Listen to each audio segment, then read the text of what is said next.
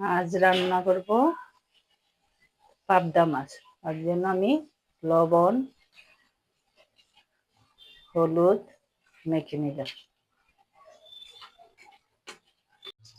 কড়াইতে তেল দিলাম, তেল দিয়ে মাছগুলো ভেজে নিলাম।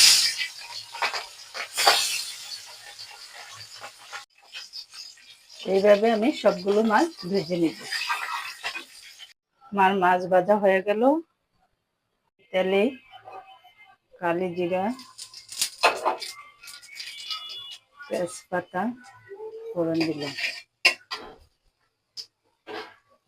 সামান্য জল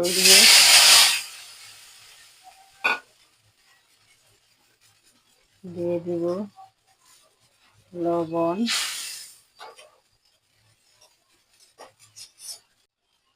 জিরার গুঁড়া দিয়ে মশলাটা কষিয়ে নিব।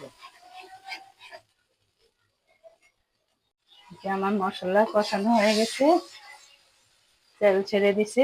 এখন আমি মাছগুলো, ভাজা মাছগুলো দিয়ে দেব।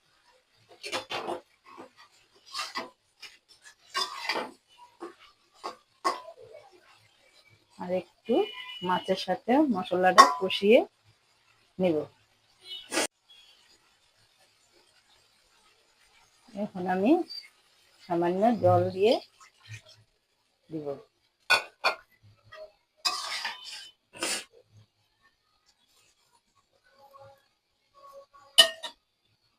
এই যে আমার পাবদা মাছ হয়ে গেছে, এখন নামিয়ে নেব।